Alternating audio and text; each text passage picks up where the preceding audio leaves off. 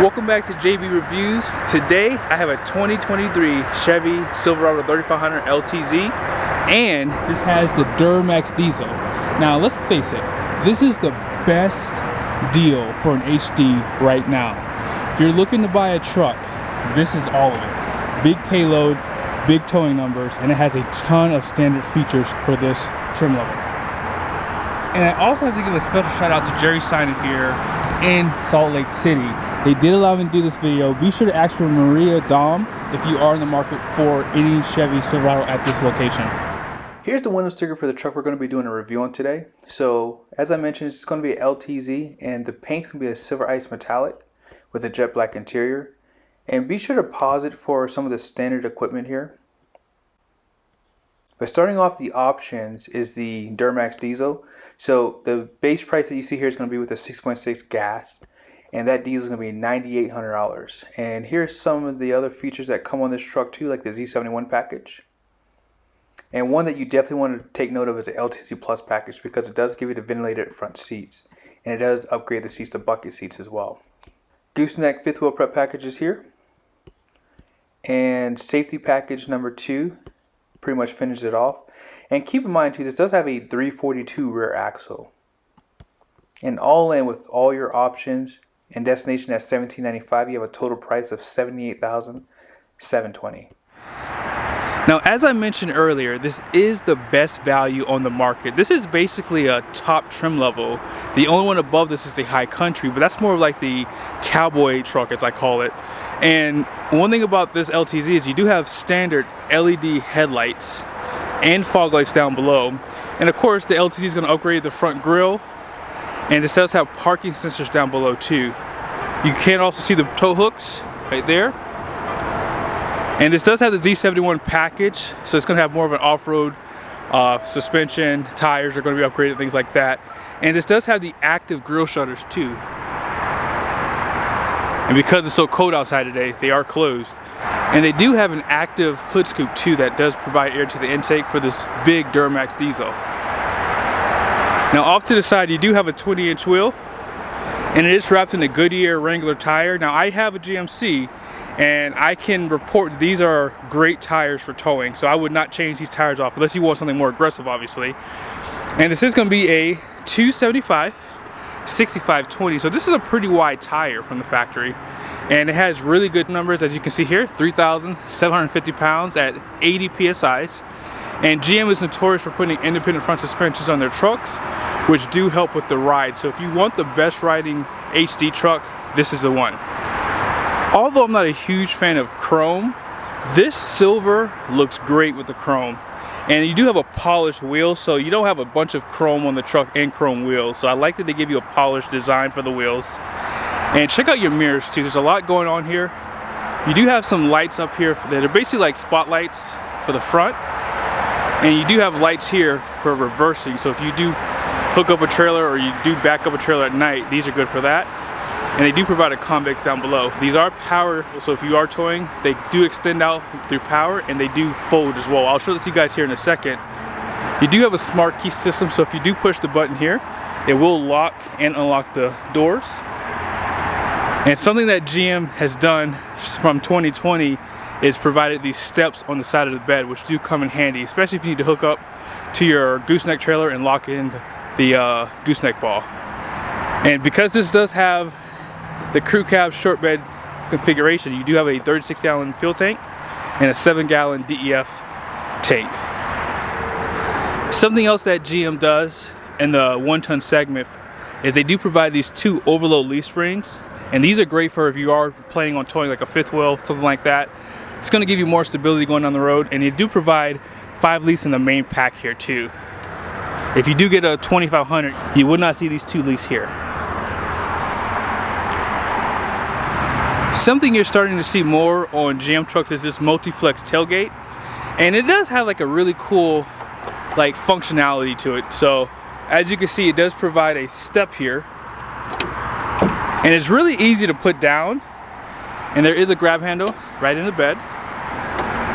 You also have this function for it too, so if you are carrying something long and you don't want the tailgate down, this does provide you some more length inside the bed. And overall, it is a nice function. Now, if you just want to put the tailgate down, normally you have to push the bottom button. And you can see here, fifth wheel prep package. They give you a 4 and a 7-pin connector. And up top, this one does have that camera too, so you can kind of check on your cargo. One thing I like about GMs is their tailgates are not that heavy. And then this one also has the camera inputs for your trailer with a 7-pin. Class 5 receiving hitch, so it's gonna have a 2.5-inch opening, and they also have the reducer already in there. Parking sensors out back. And check out this silver paint in the shade.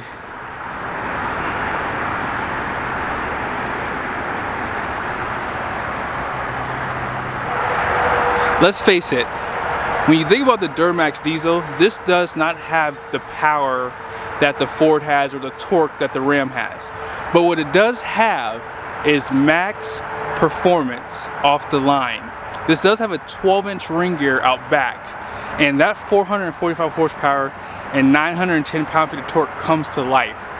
What's even better than that is it has the 10-speed transmission, and first, second, and third gear are super deep. So I feel like even though this doesn't have as much power as the other two, it feels like it does because they give you all the performance off the line. And you can feel it too. With Ford, with Ram, there is a lot of torque management, and you can feel that in first and second gear. And sometimes the Ford will actually start in second gear in some cases. Now this is a stamp of approved Allison. So they did give it the approval when GM built it because, as you guys know, Allison does not build 10-speed transmissions. Something to note for 2023 is GM is going to still build this model through this year. And as most people know, GM did refresh this truck for 2024. So they're going to basically run the 2024 and 23 alongside each other. And that's a good thing because, as I said earlier, this is the best value for a pickup now. And I have the GMC, and I know a lot of people do not like the interiors of these trucks, but I will tell you right now, I came from a 2019 Ram Limited, and it has the best interior. I think that you will enjoy this interior because of the simplicity of it. And that's something that I have to admit, like, I do enjoy my GMC because the fit and finish is good. There's a lot of hard plastics, but I feel like everything works well together. And I like how the buttons are positioned too. And as I mentioned earlier, I'm gonna show you guys how this mirror opens and closes. I mean, you guys have seen it before, but haven't seen it on the Chevy in a while. So as I mentioned, they do power fold on both sides, and you can extend them to put them in tow mode. So here's a good look at these all-weather floor mats. And these seats have a lot of power functions with lumbar. And these are pretty much the same things that you see in the GMCs. Now, I know there's a lot of noise out here, but let's go ahead and take a look on the side. So you do have some driving modes. So this is a toggle. If you twist it counterclockwise, you'll see your tow haul mode. Let's go ahead and turn it on.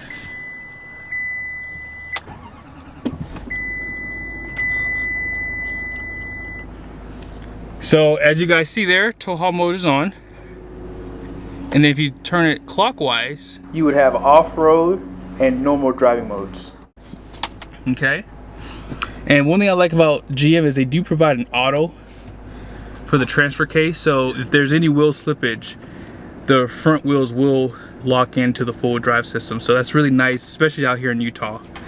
Now, this is a little different from what I'm used to. Mine's a little different, but I do like the analog gauges a lot better. They're easier to read in my opinion. And look at your infotainment. It does show you some of your trip information there. Trip 1 and trip 2. Fuel range. Oil life. Tire pressure. Air filter. So it has some of the maintenance things like your brake pads too. And then it has like a fuel economy page here. Fuel filter. And then this is like for your off-road. DEF, which is your diesel exhaust fluid. And then just like a blank page.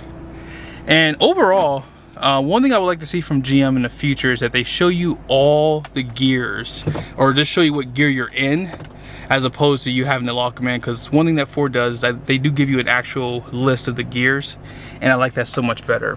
Now, since we are in reverse here, you can see that you do have the backup camera. I do like GM's display the best. Like, I feel like it has a clear screen and it's really easy to use too. Everything's in the same spot. As you guys saw on the outside, there was a camera above where the high mount center light was, and you can zoom in if you are hooking up to a fifth wheel or a gooseneck. Same thing goes for your conventional hitch, and you do have those other camera inputs that you saw in the back of the bumper too. And if you want to get to the cameras too without having to go into reverse, they do provide it on here too. So this one does not have the 360 camera, but that is available for this pickup. Dual climate control, and because this is a diesel, exhaust brake, and you guys just saw how you do tow haul mode. Trailer brakes right there, parking sensors, and this is for your lane keep, so if you do go out of lane, it will alert you through the seat. You can drop the tailgate, caution lights, traction control, and if you need to use any of your plugs inside the interior, you have to push this button here. This also has downhill assist because of the Z71 package. Heated and cooled seats, and this one, I'm surprised doesn't have that wireless charging, but that is available with this one. And cup holders, and decent storage here. And 2 more USBs are inside of here, as you saw out there too. Here's some of the storage on the side here. And let's take a look at the controls for this passenger seat. So on the passenger side, as I said earlier, I like these floor mats, how far they go up to protect that carpet. And you're gonna have a 10-way passenger seat too, including the lumbar. And getting in and out, this one does not have any running boards, so you do have to kind of jump up a little bit. And home links above, this one does have the sunroof and LED lights for the interior. And one last thing to show, for the vanity, you do have a mirror and it's illuminated. Out back, you do have that same interior design, and I didn't show this to you, but you do have a nice wood trim piece around the interior. And flat floor surface. In the center, they do provide some heated seats, more USBs, and a DC plug with air vents, cup holders, more cup holders, bottle holder, 60/40 rear bench, and there's also storage below the back seat too. And if that's not enough storage, they do provide storage in the seat back too.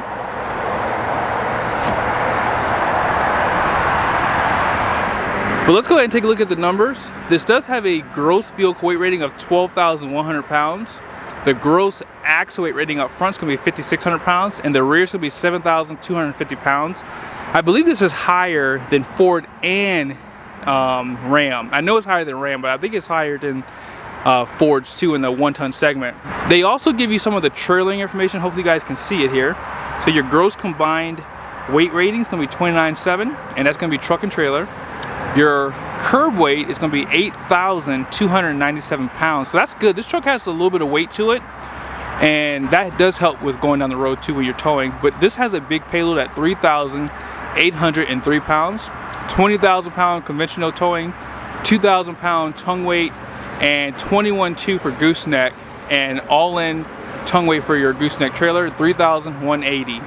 So you can definitely tow a decent size fifth wheel. I would say probably stay under 15,000 pounds for a GVWR. But thank you so much for watching this video. I hope it was helpful. Be sure to give Jerry Signer Chevrolet a look up in Salt Lake City. Because he allowed me to do this video, I am going to be ordering a Chevy Silverado 3500 next year. I'm planning to 2024, and as you guys know, I have a 2023 Ford F-350 on order, and they're going to basically be pretty identical in the specs, which I have not gone over with you guys, which I will plan on doing before the end of the year, hopefully. See you guys soon.